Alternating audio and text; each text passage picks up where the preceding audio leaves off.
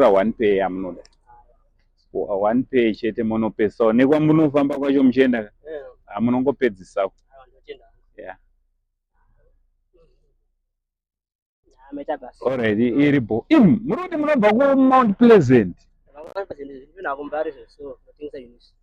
Samunogara kupi? Mudara musadaro. Mobva kuStone Ridge.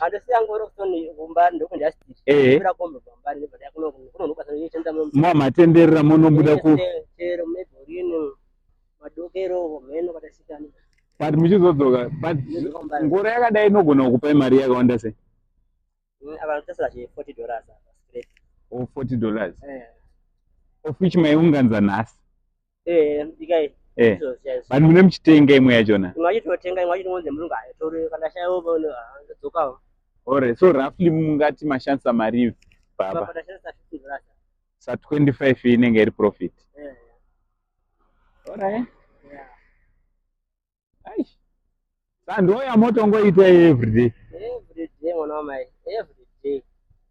But pamofamba pakareba. Ndofamba zvitoro zinofamba chibara 40-50 kilometers. Serious?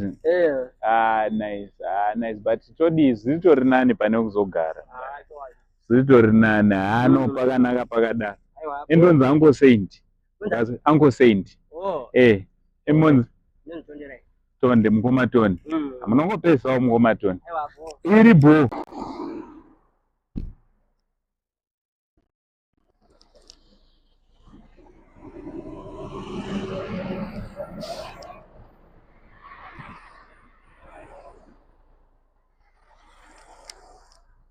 Nde baba. Bo sema mix.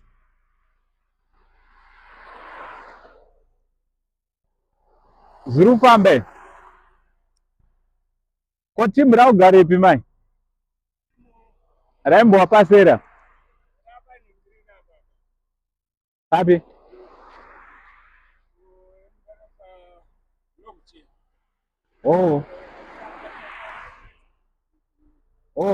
Yaipano katoni ameno mukakwana pamwe mogona utadza ukwana.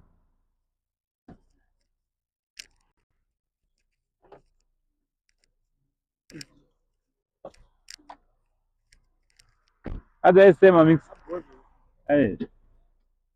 Ngowanawo chekutsikira ameno size hapana size kuti hamuna umwe here kunopa here kana sawa chikutenga matichi hapana chi mukati ndoda kutengesera here hakutongotora womurorera mari mundara ndoda kutongokupa iwe pachede torai 1 pay yamunoda mudara ngonopedzisa hadzisi nyowani mbudzi dzangu dzanga ndinadzo usada ngoti dzimwe rega ndimbodzibuditsawo iripo muri kuti aiwa kuti kutenga aiwa kana akungokupaiwa makuru. Alright, iripo rega mofamba bo